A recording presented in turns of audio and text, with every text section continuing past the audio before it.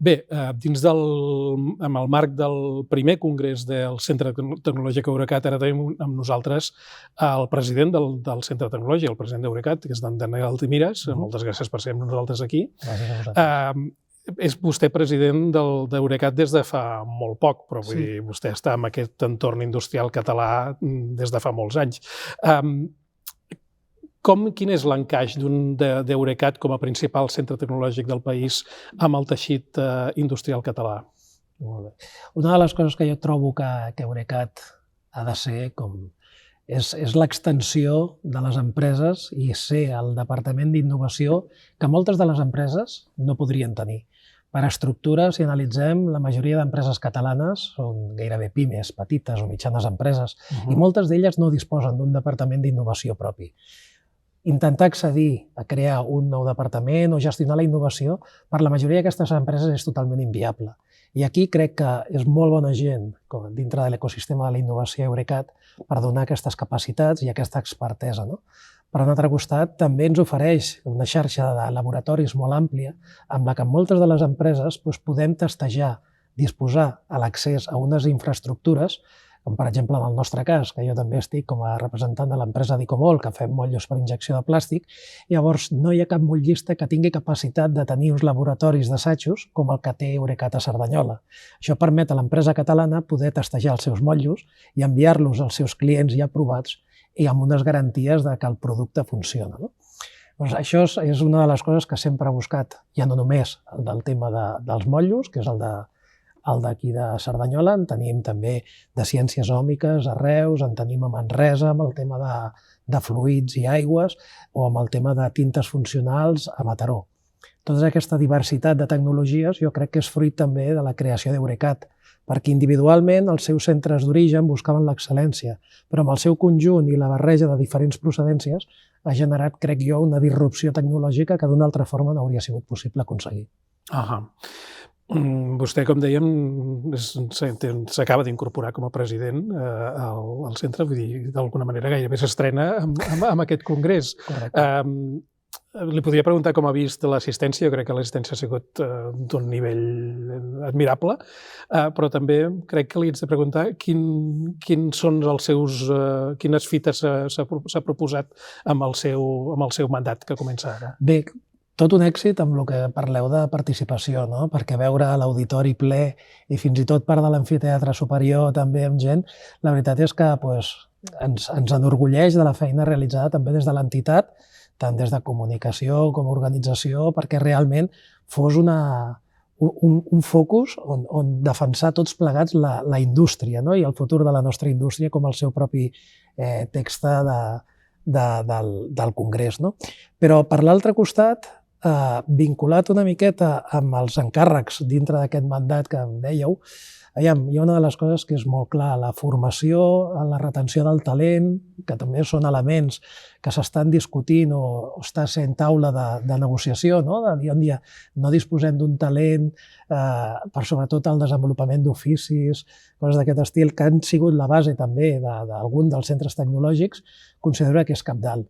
Altres de les aportacions que també alguns dels empresaris presents amb el Coffee Break han tingut la possibilitat de compartir-me, de dir un dia estem contents de veure com a través d'exemples amb empreses similars o més grans que nosaltres, aquesta integració dels serveis que ha ofert Eurecat amb aquestes empreses els ha permès perllongar el futur i desenvolupar estratègies a més llarg termini, coses que individualment, com us deia abans, és allò que en moltes ocasions les petites empreses van focalitzades només en el curt termini i no tenen la mentalitat més de preparar-se estratègicament a llarg. Amb alguna de les sessions del Congrés m'ha cridat l'atenció que algun dels ponents parlava de la dificultat que tenen les indústries per captar talent. Això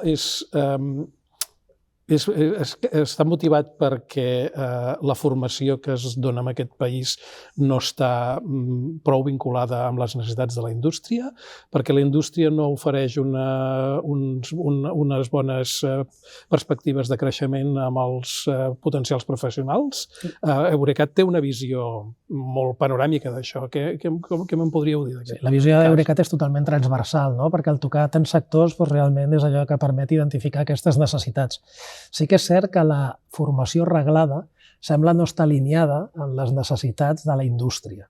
I això és el que pot, en ocasions, comportar una manca de personal tècnic, però per l'altre costat, com us deia, hi ha el tema d'Eurecat Academy, amb el qual es genera i es prepara o es forma tota aquesta complementarietat, és a dir, formacions personalitzades que no siguin dintre del reglat, fins i tot cursos també de reciclatge, perquè hi ha persones que tenen una expertesa o unes habilitats que estaven centrades en la seva experiència professional. I, en canvi, s'ha identificat que hi ha aquestes noves necessitats formatives i llavors es cobreixen. Però, si em permeteu, jo crec que hi ha un error de base a la societat. Si analitzem, per exemple, aquí estem potenciant molt els estudis universitaris i moltes vegades som els propis pares els que diem no, fill meu, tu no vagis cap a una formació professional, vés-te'n cap a un batxillerat i després a una universitat. Crec que això és un error perquè hi ha persones capaces per tot i vàlides per tot. Hi ha persones que poden tenir unes habilitats manuals o desenvolupar una feina brutals i en canvi s'estan centrant en potser acabar o abocar-los en un fracàs escolar si van dirigits erròniament. Llavors, a l'identificar molt els propis pares aquesta oportunitat de que al final hem d'intentar portar que els nostres fills siguin bones persones, que parlin idiomes i que puguin fer coses que els facin feliços, crec que és ideal. I llavors, des d'aquest punt, amb Eurecat Academy és una de les coses que duem a terme. Molt interessant. Ja per anar acabant, no voldria deixar de preguntar-li si creu que l'administració pública, que els governs estan recolzant prou la indústria del país.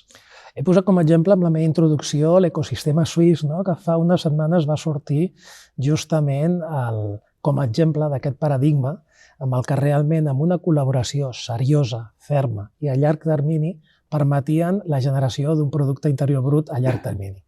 Malauradament, el suport per part de l'administració pública hi és, però no és el suficient, no és el que les empreses necessiten per poder ser realment uns catalitzadors, tant amb el que és amb la inversió en innovació tecnològica com amb el que seria amb la disrupció de nous elements. Llavors, és un altre dels comentaris que també dins del cafè moltes persones anaven transmetent, i algun dels ponents ha fet públicament de dir està molt bé, agraïm molt el recolzament que l'administració està fent, però no és suficient. Ni per la retenció del talent, que al final acaba sent més atractiu que enginyers també marxin a altres països europeus o del món, o per fer de les nostres indústries o de les nostres empreses un fet diferencial en el territori. Doncs esperem que aquesta reclamació que s'ha fet pel que diem en diferents moments del Congrés serveixi per despertar alguna consciència. Senyor Daniel Altimires, president del Centre Tecnològic Eurecat, moltes gràcies per les seves apreciacions. Gràcies a vosaltres.